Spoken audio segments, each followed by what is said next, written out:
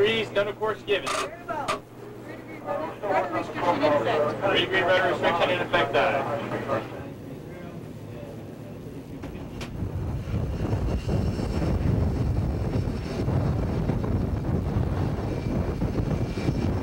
We'll have highlights of that tour and a live call-in program looking at the operational aspects of the Nimitz, its role in military strategies, and its deployment and role in the Persian Gulf.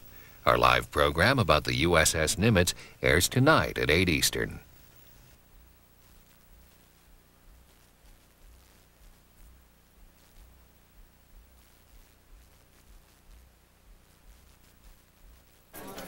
Next, a look at public education. Last Saturday, the group The Separation of School and State Alliance held a forum to discuss different aspects of public versus private education.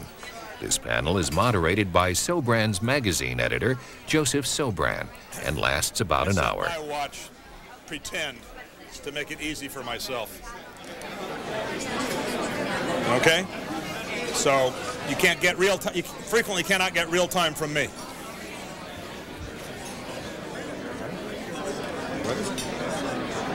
Ladies and gentlemen, there's a boy, where's a girl? Is there a girl? Is Anna here? Yeah, boys and girls, the Stalker family. Hey, we're going to be hearing you sing tonight, right? Stalker family, stand up and be recognized as our opening act tonight, the Stalker family singers. Delighted to have you, and we also have the good news that E. Michael Jones is here. Canceled flights notwithstanding, we have Jones. So, and of course earlier we found out we have Sobran, so here we go. Introducing our speaker for this presentation and his responders is Leonard Liggio, distinguished scholar with the Institute for Humane Studies and one of the giants in the whole free market economics field. Would you join me please in welcoming my friend, Leonard Liggio.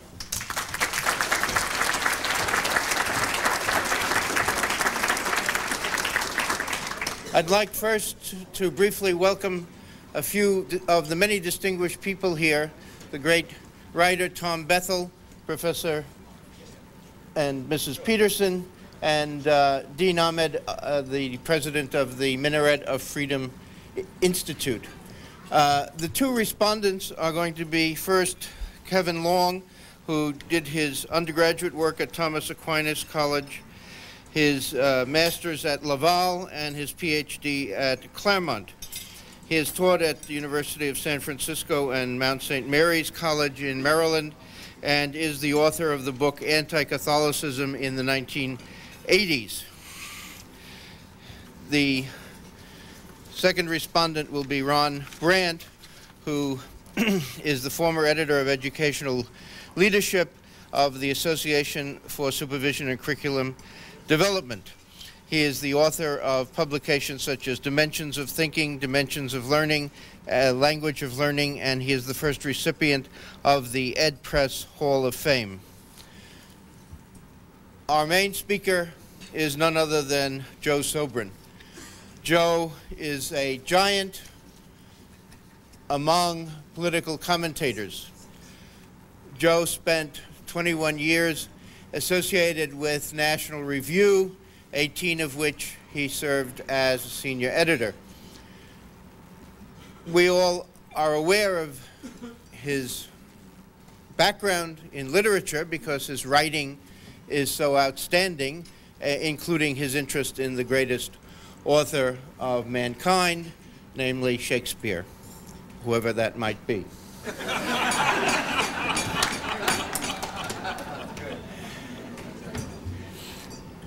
More importantly, Joe is someone who's focused on the Constitution. That is, on the Constitution as originally written, not the Constitution as made up by any amorphous group who happens to gather in the halls of Congress every 2 years. As a result, his writing is not always as widely accepted as it should be. Nevertheless, we are glad when the Washington Times, etc., does produce his work. We're even more happy every week to read his columns in The Wanderer and especially the opportunity each month to receive his own magazine, Sobrans. Without further ado, Joe Sobran.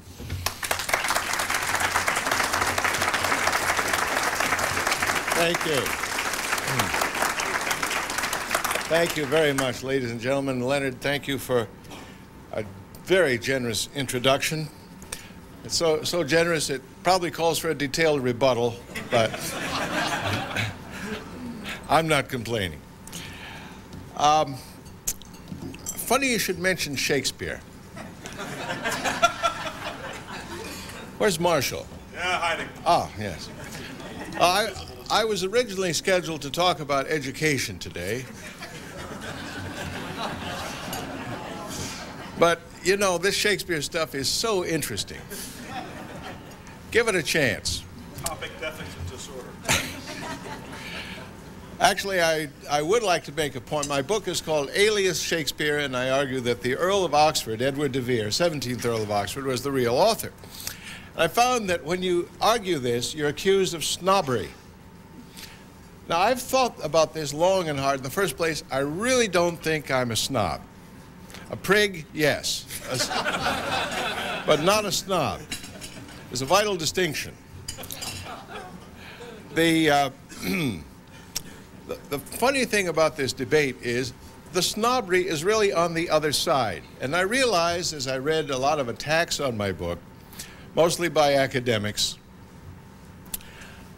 that most people, when they're evaluating an idea, don't ask themselves so much, is it true? What are its inherent merits? They really ask themselves, what kind of company is it going to put me in if I agree with this? Isn't that the case? And you know, I feel it's worth calling this to your attention and really making you focus on it precisely because anyone who's mixed up with Marshal Fritz is not the kind of person who worries about that. And I mean that as a compliment to all of you, especially Marshall. But you know what I mean. I mean, people are looking left and right and saying, not, is this true? Is it, should I do it? But what happens to me if I agree? I mean, they already have a kind of internal Stalin monitoring their responses. I mean, maybe more in a democracy than in most other kinds of systems, where democracy has been defined as rule by publicity. I wish I knew who said that because it's a great definition. People are so afraid of taking an independent position for the most part. I mean, you know, really nothing much happens to you when you do. I mean, I've paid a certain price for my views, but on the other hand, I mean, people know about this. I'm not bragging. I'm just saying I still think it's a net profit. I found my real audience. I found my real friends. That's what I want. I mean, if I got in this business to make rich, I'd write porn novels.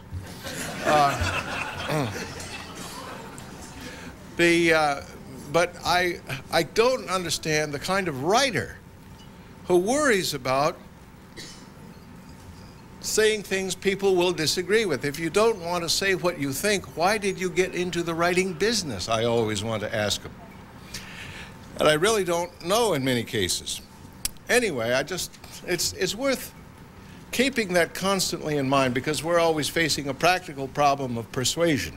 And to me, the greatest problem of persuasion is not persuading people that something is true. I mean, don't worry too much about whether you've made your ideas clear. Worry about what's worrying them. The only thing we have to fear is fear itself, as a great libertarian once said.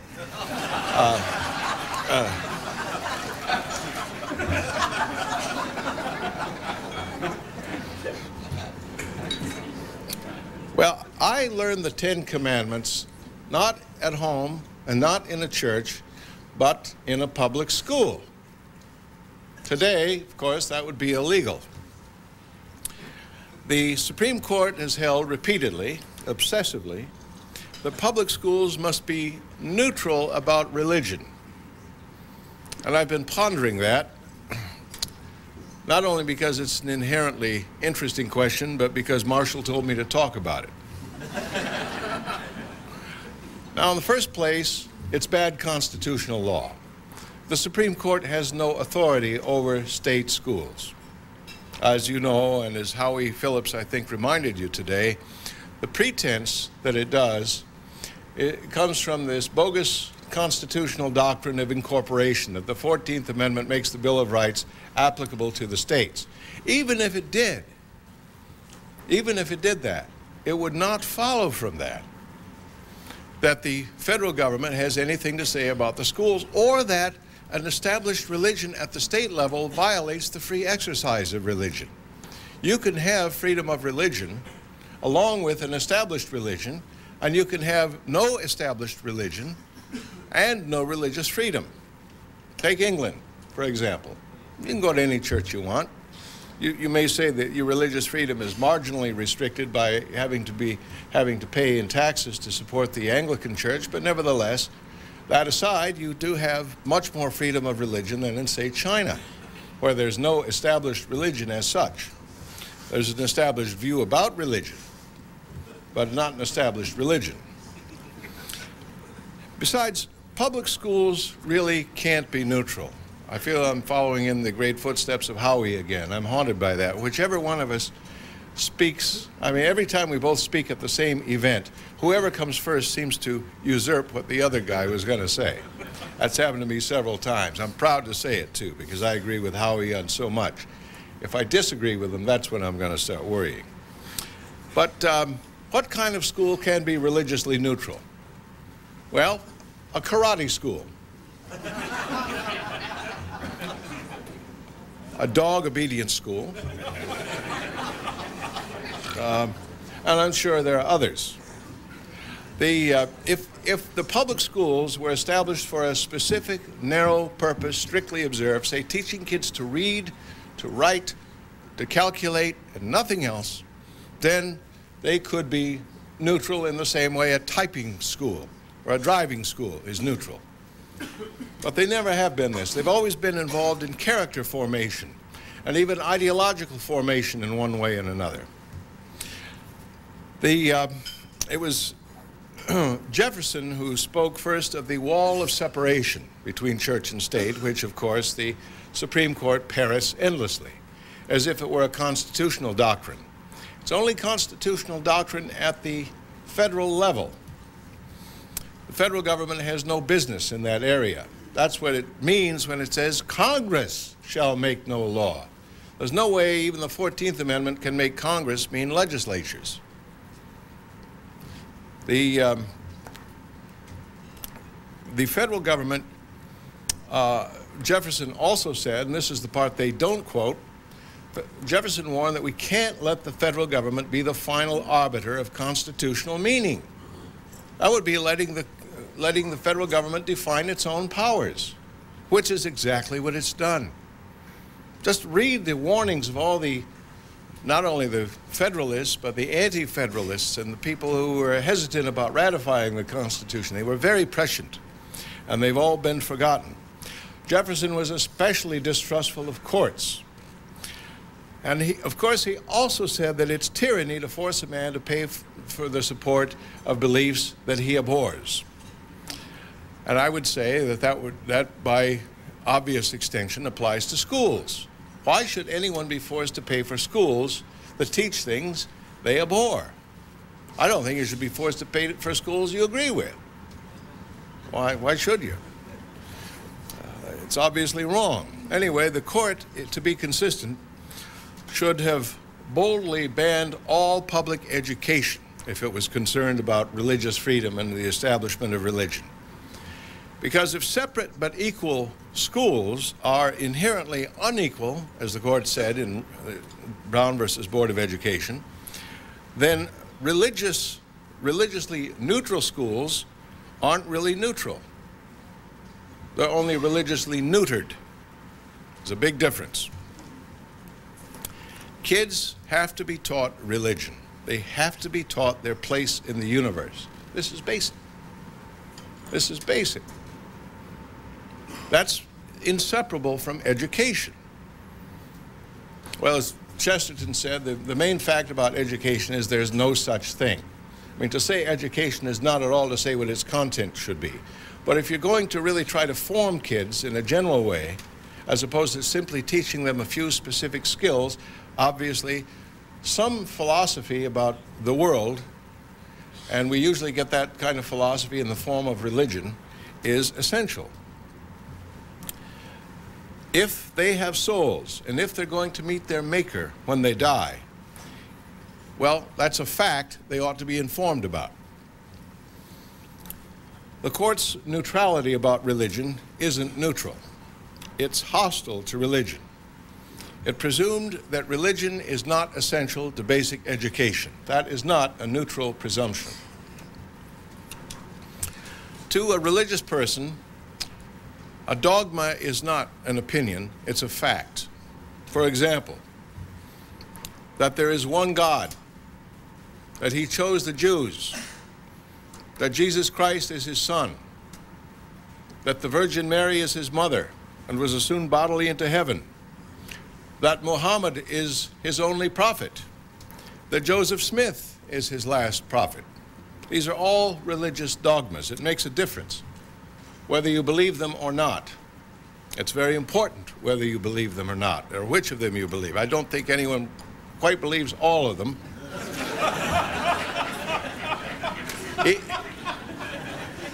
Even in a pluralistic society like our own. Not to know the facts of religion is to be in danger of damnation, at least if you believe that any of them are true. And if you don't believe they're true, then it's important that a child be taught that they are not true. Denying their importance is not neutral. Now, I don't think kids should be taught that Muhammad was the prophet or that Joseph Smith was the prophet. That doesn't make me neutral. To a Muslim or a Mormon, I'm to that extent an enemy, even if I'm not determined to persecute them, which I'm not, maybe because I'm too lazy. I don't think they'd want me teaching their kids or deciding what their kids should be taught, and quite right. But negligence is not neutrality. If you don't teach your child what he needs to know, or what you think he needs to know by your lights, you're a bad parent. Now, there are two obvious solutions here. One is religious unanimity. That way, the public schools can teach things we all agree with. But since unanimity seems to be hard to achieve, let's turn to the second solution. Get rid of public schools.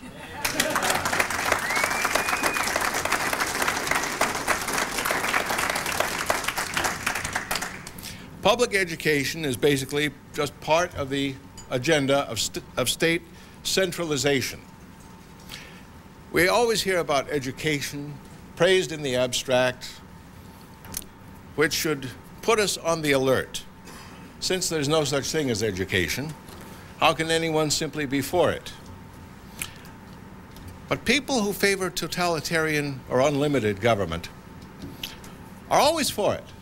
They don't want to abolish schools. Lenin, Stalin, Hitler, Mao, they didn't abolish schools. They upgraded them. They emphasized them. They really went all out for public education. Remember those pictures of the 5-year-olds all doing jumping jacks in honor of Chairman Mao in front of the huge portrait? Eeriest thing I've ever seen, almost. Well, that's education. Totalitarian style, state style. The totalitarians don't want to abolish schools, they want to reform them, and they do. That's why I'm against reforming public schools and in favor of abolishing them. Separation of church and state always seems to turn out to mean that when the state moves in, the church has to move out. It never seems to mean when the church moves in, the state moves out. The state modestly decides that it knows nothing about religion. Then, with a little less modesty, it gradually decides that nobody else does either. But that it doesn't matter, that it knows how children should be formed. And it wants the whole child, not part of the child. the whole child. It reforms attitudes, it eradicates prejudices, it does all sorts of things to children that aren't in the books, aren't in the rule books, that weren't set down at the beginning. It not only, well, it goes beyond keeping promises. It keeps promises it never really made. So anyway, that's my thought for the day, and I invite the responses of my two distinguished antagonists, as long as they don't challenge the authorship of the Earl of Oxford.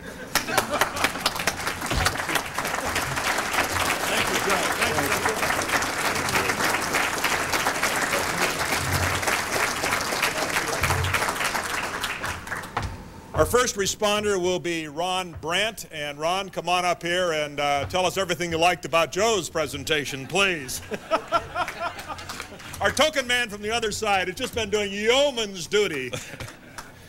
Thank you very much, Marshall. And let me say, I apologize to you for appearing so frequently. I'm sure Marshall will say, you're not going to be on the agenda quite so many times next year.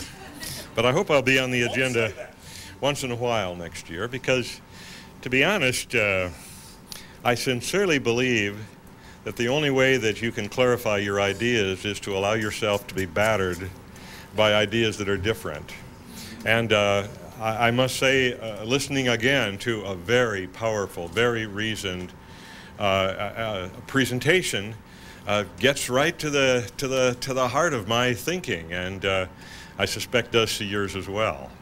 It's not easy to say, what do you say to this? But I'll try. I guess the best thing one can say about it is that this is a carefully reasoned, well-presented minority point of view in our society.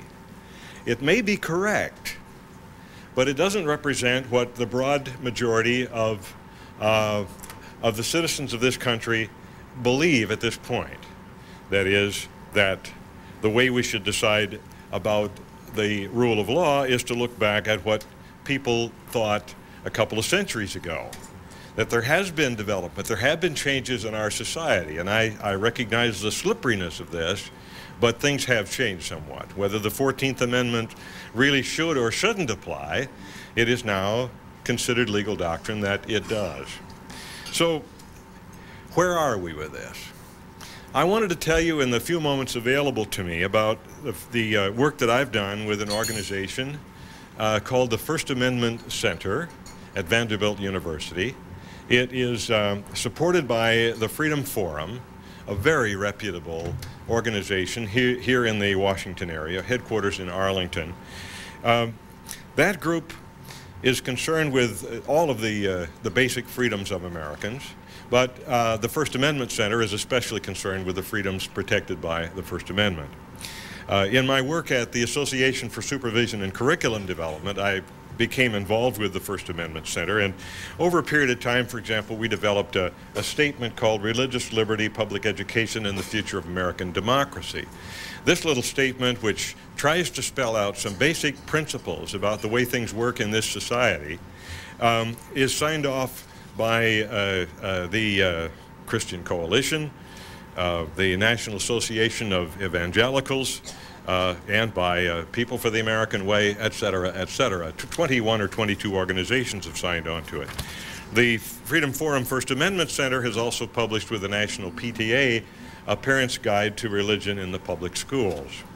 What I can say about that is that perhaps a school cannot be neutral in one sense of the word, but it can be fair. And what's so very interesting about it is that, as Marshall has oftentimes described, for at least a century or so, American public education was completely dominated by a point of view that could be described as Protestantism.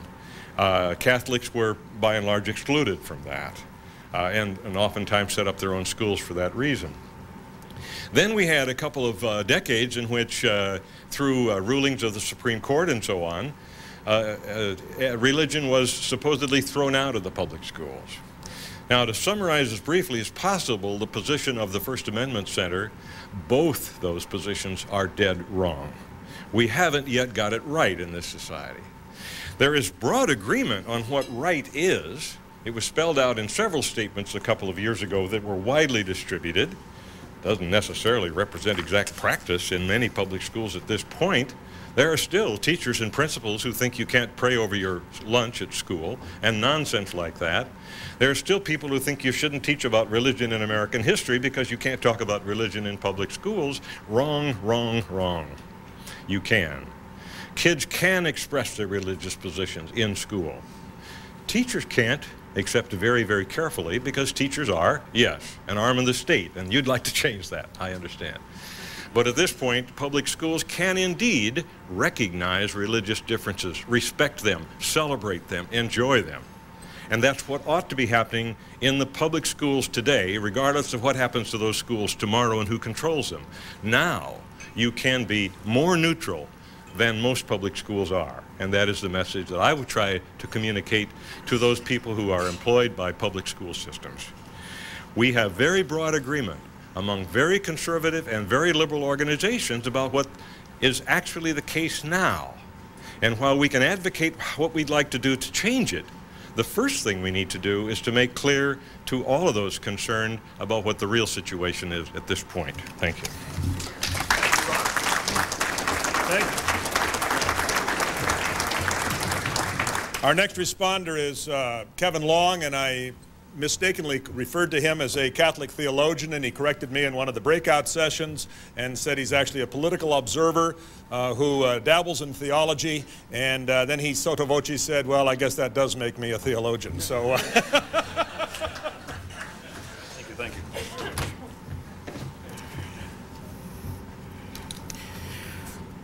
you. First of all, I'd like to thank everyone for this rare privilege. A privilege to be on a panel with such distinguished speakers. Rare, because I get to be the moderate on this panel. That doesn't happen very often. I wanted to correct one factual statement that Mr. Sobran made. In 1968, he did in fact write a porno novel called I Am Curious Lavender, but most of the reviewers thought that it was written in such beautiful English that it was probably written actually by the Earl of Oxford.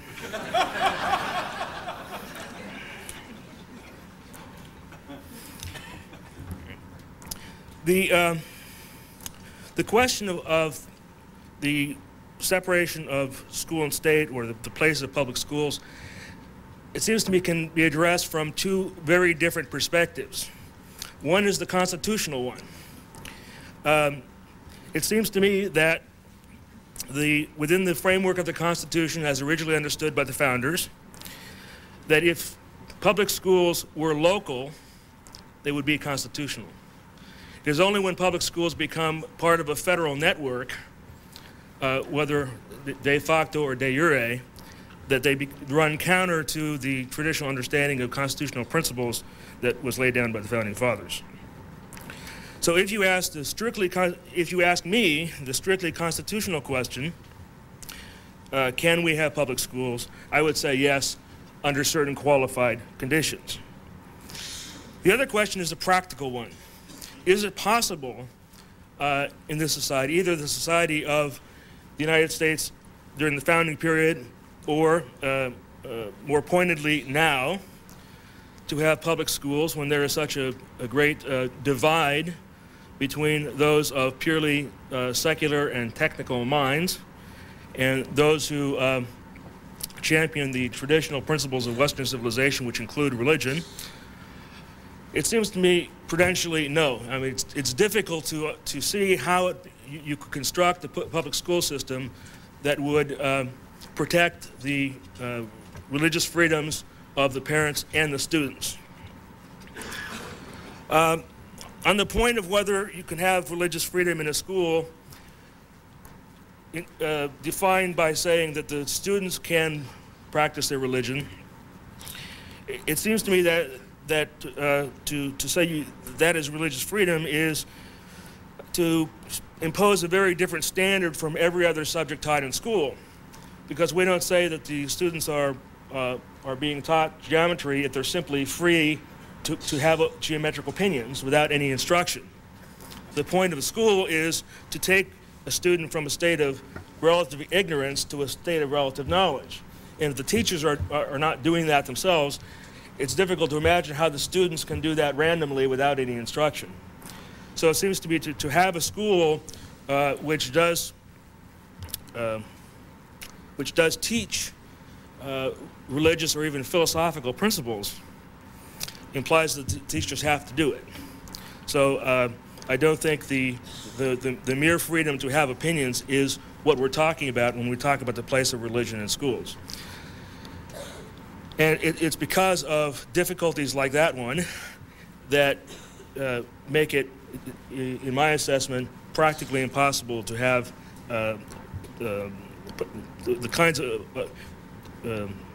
schools of the kinds that we like to see being run by the government, even at the local level. That's all I have to say. Thank you.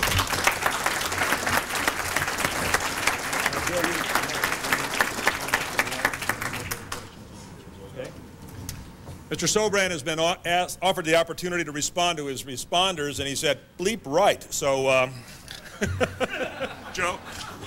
Yeah, thank you. You know, a couple of years ago, I have a grandson who's 10 who lives with me during the school year, and I take responsibility for his education. I was taking him out to a wonderful school called Holy Family Academy in Manassas, but that's 20 miles from where we live. And traveling 80 miles a day got to be too much. And so I didn't put him in there for a second year.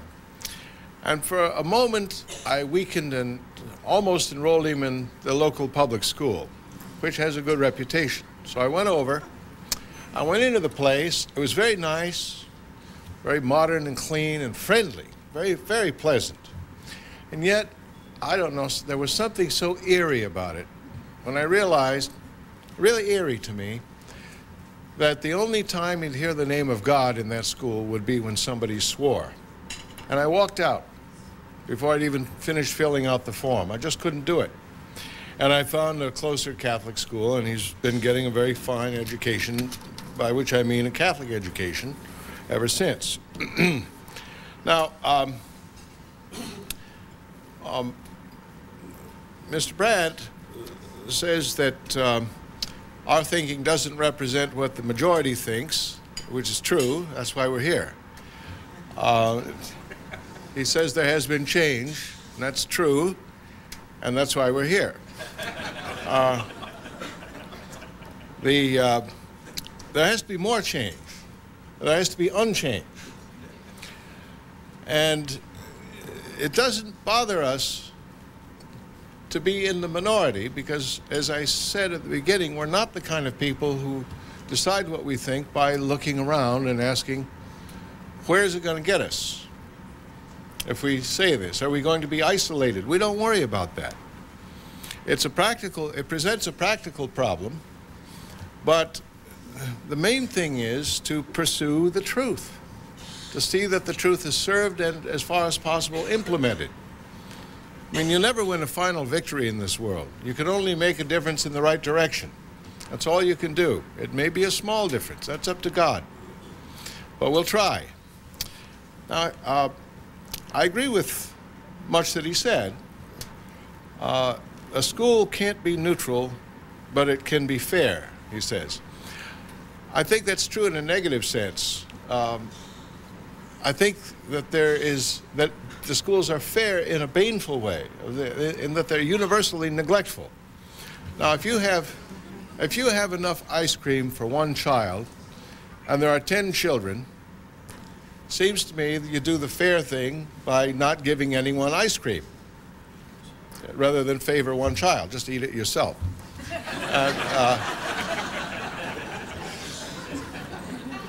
But you see my point. The public schools are fair in that they deny religious truth to everyone alike. And maybe they have to, maybe there's no feasible way to be fair in a public school. I think that is close to the essence of the problem. And that's why I don't believe in public schools. I think the fact that he referred to clinches the point. He says that some principals think that the First Amendment means there mustn't be any religion in public school. None of them has construed the Supreme Court's decisions to mean that there must be more religion in public schools in some form or other. They all construe it as requiring hostility to religion, if it means anything. So I think they've correctly intuited that the federal government is hostile to religion, and especially the Supreme Court. Russell Hittinger had a marvelous essay surveying the views of the court, and especially of William Brennan, a year or so ago, before Brennan died, noting that the court has consistently treated religion as the equivalent of superstition, as cognitively empty. That's been the operative conception of religion behind all these separationist decisions by the court, that religion has no value, that it can be permitted as a superstition is permitted, but that there's no good to be expected from it. Certainly no truth. That was how William Brennan, a nominal Catholic, talked about it. And I think Kevin made really the crucial point when he said that teachers have to teach religion for religious freedom in schools to be meaningful. There has to be some religious substance. And well, that's about it. I'm running out of time, and you're running out of patience, so I'll sit down.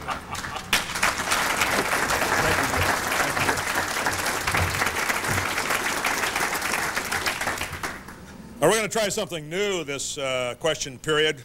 Instead of demanding that our questioners line up there in the audience, we're going to invite them to come up and use this esteemed microphone right here.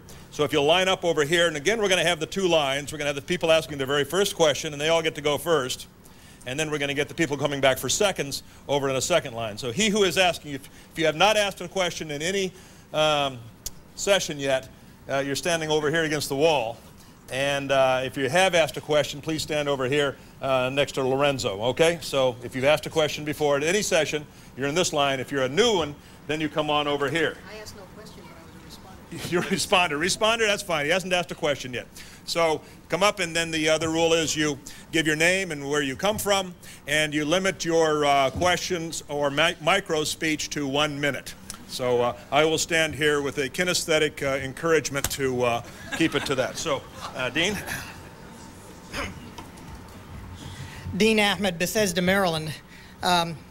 Joe, I'm very concerned about the internal contradiction in your position. You say correctly that need not be a contradiction between freedom of religion and an establishment of religion, but if your view of that incorporation doesn't apply, means that it's permissible for the state to establish religion, then it must also mean that it's permissible for the state to infringe on religious freedom. It must also mean it is permissible for the state to infringe on freedom of the press. And that means that essentially you are saying that we have no rights vis-a-vis the state on these freedoms, and they could not only teach religion in the school if they want to, they could prohibit teaching religion in the school, they could mandate what church we're going to join, and et cetera, et cetera, et cetera. I'm concerned about that. Well, am I audible? I guess that's here. I should have clarified the point. Dean's right as far as he goes. Under the U.S. Constitution, states do have the power to do all kinds of tyrannical things. And if the Constitution were interpreted properly, they would be able to do all sorts of things vis-a-vis religion that I don't like. I like the substance of some of the Supreme Court's rulings. That doesn't mean I think they were constitutional. And I dislike some things the states do, which I think are perfectly constitutional. In other words, the Constitution does not define right and wrong for me. It doesn't define our rights. I think it would be a big improvement in a general way if the Constitution were strictly observed. But we'd also have to be prepared for some tyrannical consequences. Ideally, well, first of all, I agree with Lysander Spooner's argument that the Constitution really has no force, really is not valid, can't be valid, that no legislation can be. Abstractly speaking, I think that's true. As long as we do have a state, I think we should both believe that and at the same time try to get the government to keep its word. That's the only sense in which I favor constitutional government. I don't want the state usurping more power than it already has under the Constitution. Did I make myself clear? The unconstitutional government is even worse than constitutional government. That's all. Come right up here. Linda? Hi, my name is Linda Leonard. I live in Potomac, Maryland. I'm an independent journalist. I attend domestic and international conferences. As many people in the room know, or may not know, there is a religion that's actively being taught in the public schools, and it's called Gaia. It's being introduced in studies having to do with environmentalism. Gaia is the worship of Mother Earth. It's a pagan concept. I am a Christian. I'd like to read you just a quote from UNESCO, the United Nations Educational, Cultural, and Scientific Organization, which says, quote, "We must start immediately to train the city dweller and citizen of the future. UNESCO has made children and young people one of its priority target groups. It is essential as a first step to establish the ecological reflex in children." So my question is, yes, I know how it goes. My question is this: while we do want to instill Western values, and in my opinion, Christian values in our children, if we start allowing religion to be taught in schools, what religion will it be? And Gaia worship is paganism, and I throw out the whole concept of this is a slippery slope, and I'd like to hear your response. Thank you. Thank you. Yeah. Thank you. Oh, all over Shakespeare. Yeah, well, as I say, I think well, do you want to respond to this, by the way? I'm going to talk until I hear the microphone. Okay. Indeed, I think we could say briefly that there are many things that are taught in classrooms these days which have highly religious overtones, but which teachers don't recognize as being religious. And that's a very important issue that needs to be brought to their attention. I'd just like to mention I'll tell you a little story. I don't know if it has a point, but my 10-year-old grandson was once being instructed in, not Gaia precisely, but in reincarnation by a relative, in spite of all our efforts to raise him as a good Catholic. He was 5 years old at the time, and he didn't really know how to refute the doctrine of metempsychosis, but he did apply it. Once he threatened to knock all her teeth out, and she said, "Well, in that case, I won't take you to the Kmart to buy toys." He said, "I mean in your next life."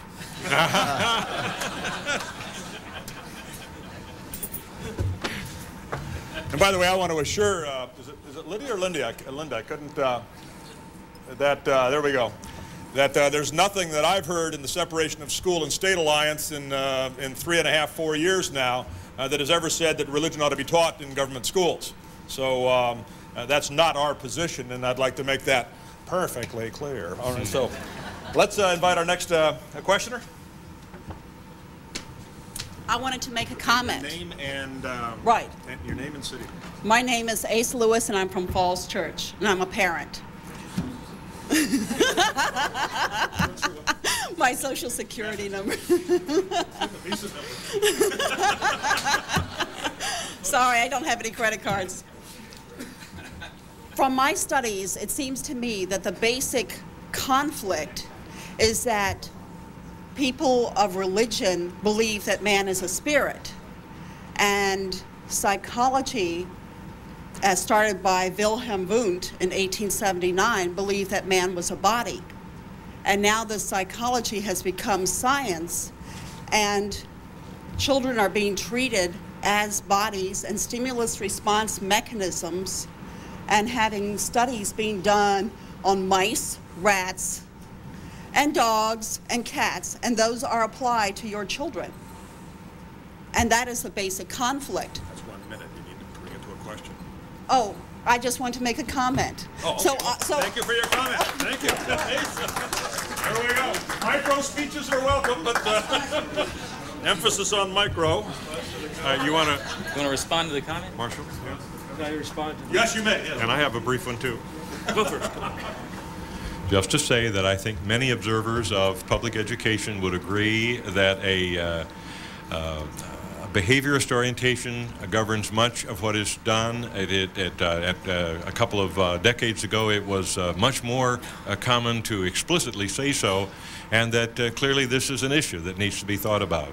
That behavior psychology is the basis for some of what is taught in many schools, both public and non-public.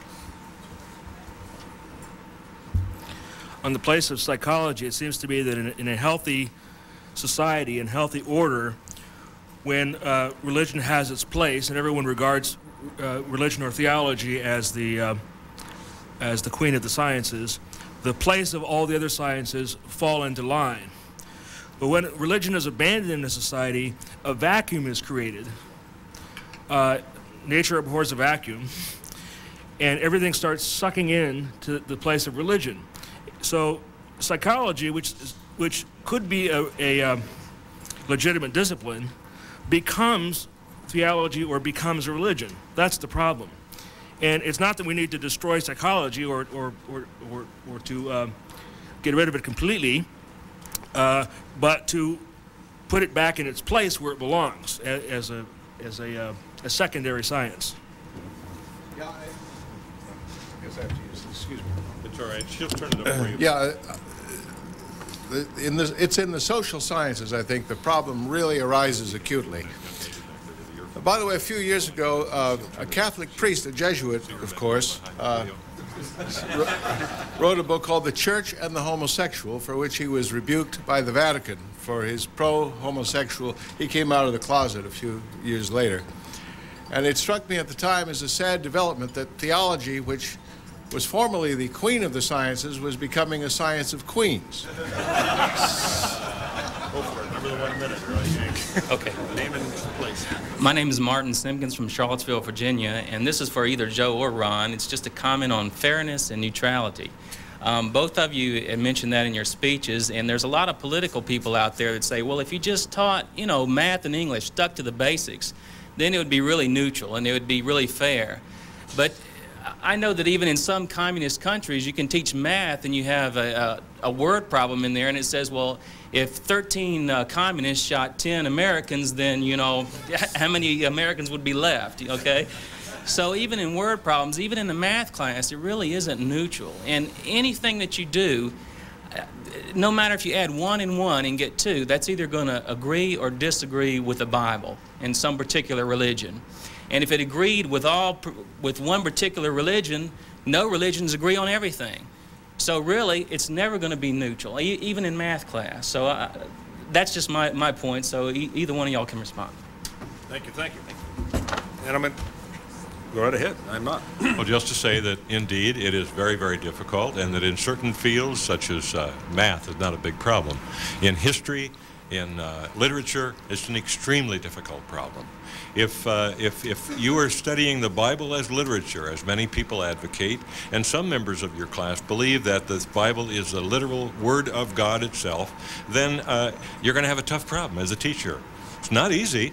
No one said it would be. Did I mention I've written a book called Alias Shakespeare? No! Well, I found this problem really, it hit me in an unexpected way, because I've been studying the literature of the period on my own because I reject the establishment view of it. One thing that struck me, even though it's not directly pertinent to what I'm looking for, is that in English literature, not just in the Elizabethan age, but long afterward, there was far more religious writing than we usually assume. We usually hear only a little about, the sonnets of Donne, maybe of Herbert, Paradise Lost, Milton's work, and a few other things. But You know, the best-selling books in previous centuries were often books of sermons. And this is not now treated as English literature. But the secularization is not even conscious. I've accepted it myself until very recently. The secularist perspective is so strong we're unaware of it. I'll just tell briefly a story I've often told, but I think it's a great one. I heard it from Hugh Kenner, the great literary critic. A few years ago, there was a statue of a horse at the Metropolitan Museum of Art, supposedly an Etruscan sculpture from ancient Etruria, and it turned out to be fake. And Hugh asked the museum curator, well, what made you think it was fake? She said, we carbon dated it. He said, oh, I understand that, but why did you carbon date it? What made you suspicious? She said, oh, that's the interesting part. In the 19th century, nobody noticed that it was 19th century in style. All they noticed was the Etruscan parts. The sculptor endowed it with all the Etruscan mannerisms he could see, but also with the 19th century Victorian mannerisms he couldn't see. Nobody else saw them either. But in the 20th century, those rose to visibility until finally a critic looked at it one day and said, that looks awfully 19th century somehow. And that's when they carbon dated it and exposed it. So the moral, as Hugh draws it, is the style of your own time is always invisible. And the secular style has become invisible largely even to those of us who don't like it. So you really have to be on your guard for it. The only way to achieve independence of your times at all is to remain behind the times.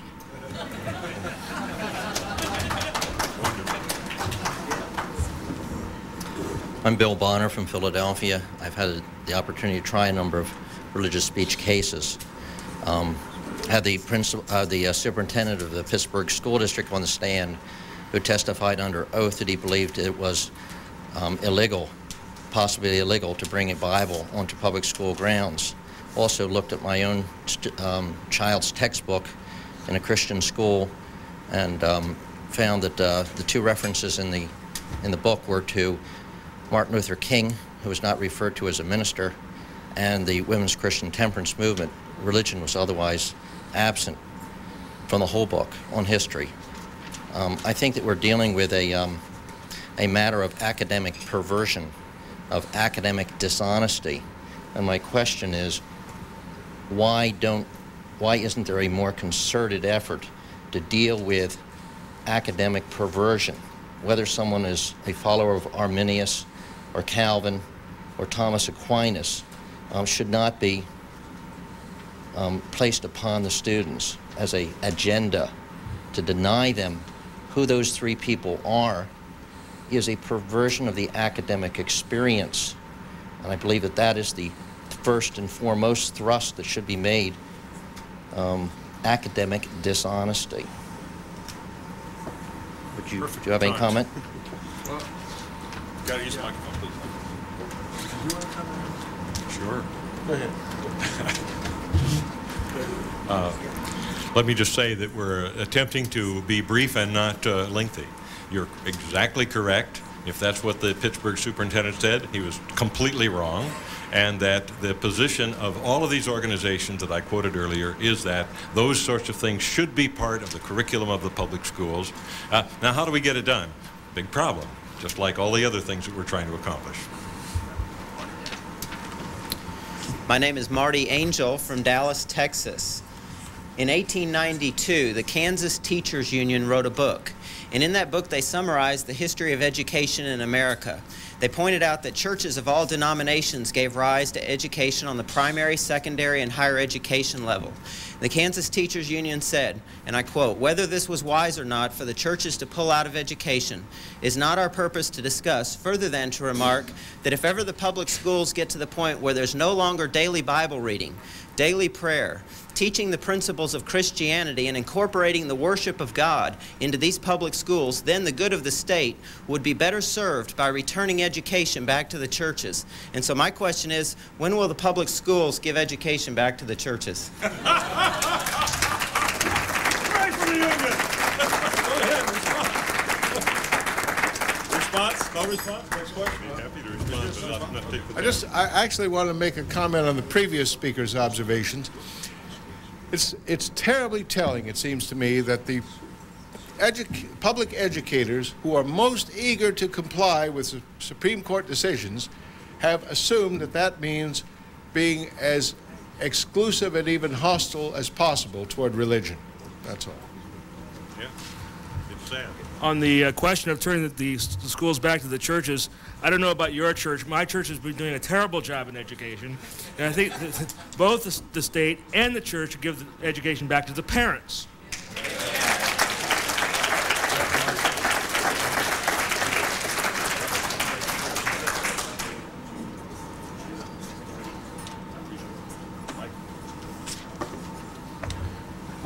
Joe, I have a question, but I was very puzzled by a comment you made about your ice cream. I'm Mike Lieberman, District of Columbia, about the ice cream example. Because you said if you had one cone and 10 kids, you couldn't be fair, and so none of them would get it. That's liberal dogma, that if they all can't have it, nobody shall have it, and I'm surprised you would embrace it. I would say that you could have a procedure, they could have draw by lot or do something like that, but it wouldn't be necessary to deprive everybody because everybody couldn't have it. My question is this. I happen not to believe that it's impossible for public schools to be neutral, and as most of you in the room know, I'm a strong believer that in school choice and that parents should pay their own way. But I think the reason that you get away and others get away with the statement that the schools can't be neutral is that you don't tell us what neutrality means. Does it just mean that if anybody objects, the school is no longer neutral? Okay, so why don't you tell us what you mean by neutrality so we can evaluate that position? Good question, Mike. Thank you. That was Mike Lieberman. There we go. What do you mean by neutrality? All right, if the school taught principles that don't touch on religion, as I say, if it taught only a few skills, and confined itself completely to those skills, then I would accept that as neutrality. This neutrality, as I say, of the dog training school or the karate school, if you like, or the typing school. We have this kind of thing all the time in life, where you go someplace for a specific service, and it doesn't involve religion in any direct way or any important way. Now, you may have immoral reasons for doing it, or you may pervert it by yourself, but the thing as such is neutral. And I think a school could be that way. I think a private school could be that way. But that's not the way the schools are coming out, that's all. We thought you're off mic, and I'm sorry, we can't. Neutrality means indifferent. And of course, I'm suggesting just the opposite as I said a few minutes ago. It is entirely possible to teach about both Martin Luther and Martin Luther King in history course. You can do that. You can explain who they were. You can show the impact they had on the world, and it was because of their religious faith. That's perfectly appropriate to do in a history class. We could give many other examples, but I won't take the time. Mr. Lieberman sounds surprised that Mr. Sobran was A, literal, and B, dogmatic. For the record, I'm not surprised.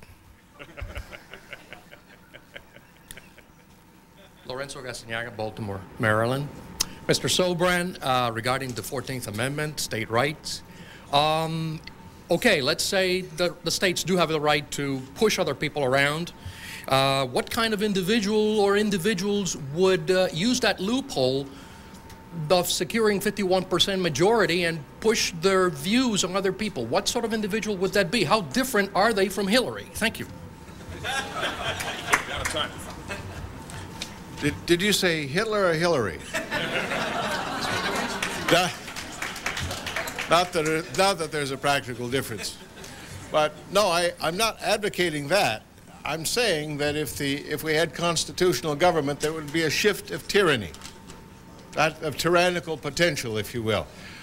The reason I would prefer that is that I prefer to maintain competition among governments. That's the best guarantee that even governments will maximize freedom to some extent, or at least minimize tyranny. If people can choose where they live, then it's not in the interest of the rulers to push their luck too far. For example, there's been a lot, well, it started in the most spectacular way with the runaway slaves. Who would leave one state and go to another. if all the states had, if the federal government had sanctioned slavery and ensured the right to own slaves in every state, then there would be no point in fleeing. But and businesses go from one state to another because the taxes are lower. And if some states were freer than others in important ways, if they were allowed to be freer than others, then the populations would shift in the direction of the freer states. It's always happened in history. It's been pretty reliable. Joe, the clock goes too fast when you're speaking. We're out of time. Thank you very much. Ladies and gentlemen, can you thank Joe Sobran? Thank you. Thank you, thank you.